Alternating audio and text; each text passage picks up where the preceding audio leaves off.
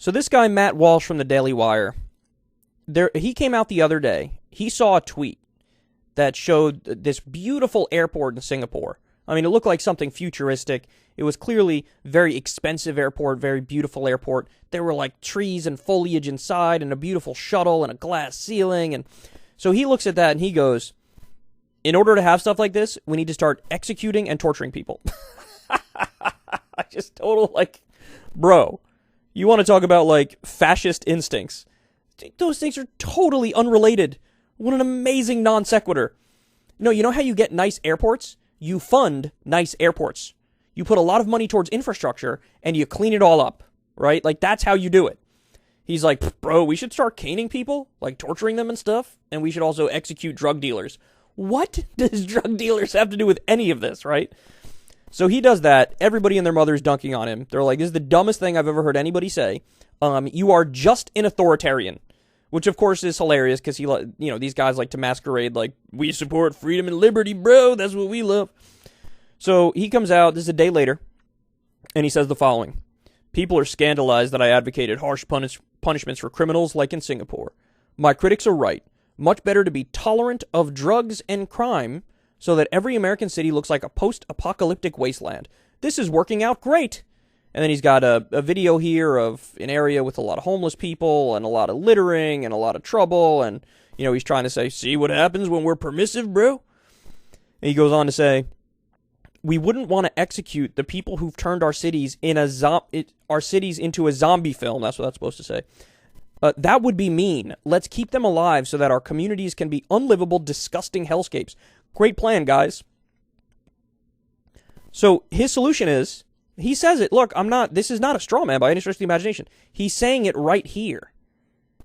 He's saying we should execute these people. So you want to execute the homeless or petty criminals? Okay, on what planet is this not genocidal rhetoric? That's your solution. Why don't we just kill them, bro? That eliminates the problem. See, what Matt Walsh does, he does something called essentialization. So what he's claiming is somebody who's homeless, somebody who's downtrodden, somebody who's desperate and is facing degradation and extreme poverty, that is essential to their being. It's part of who they are. Like, it's just, it's not changeable. It is what it is. This is inherent, this is innate, perhaps it's genetic. You were genetically destined to be some sort of failure on the street. That's what he's doing. It's essentialization of homeless people. What he doesn't realize, which every other person on the planet seemingly seems to realize this, except fascists, right, is that this is not just the natural state of affairs. This is not like, hey, it is what it is. No matter what you do, you're going to have these people. Might as well eliminate them. No.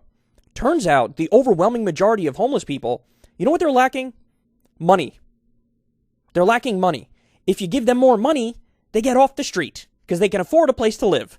Wow, what a novel concept. What a novel concept. Now, by the way, that's not to say that some of these people aren't dealing with addiction, right? Some of these people need rehab. That's not to say that some of these people aren't dealing with extreme mental illness. I'm sure some of these people are paranoid schizophrenics or have severe bipolar disorder, right? So how would you address this? How would you fix this? Well, step number one is having mental health care facilities.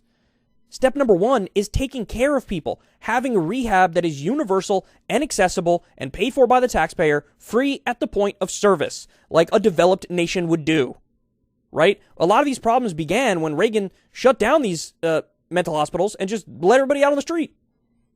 So we should help these people, right? We should do it in a humane way. But again, that's only a certain percentage of the homeless. There's a huge percentage of the homeless where it's just, hey, I don't have money. I'm down on my luck. I can't get a job, or the job I have doesn't pay nearly enough. There are different tiers to homelessness. Some people are homeless, and they're basically sleeping on friends' couches and bouncing from couch to couch. That's one version of homelessness. You can't even see it when you're walking the street. Another one is, the next level is sleeping in your car. There's a lot of people who have to sleep in their car. This is the kind of homelessness that many people deal with. The way to address this is with anti-poverty programs. If you actually care about eradicating poverty, eliminating poverty, giving people good jobs, giving people a UBI so they can afford the basics, you're not going to deal with nearly as much homelessness. If you put a roof over people's heads, guess what? They ain't going to be homeless.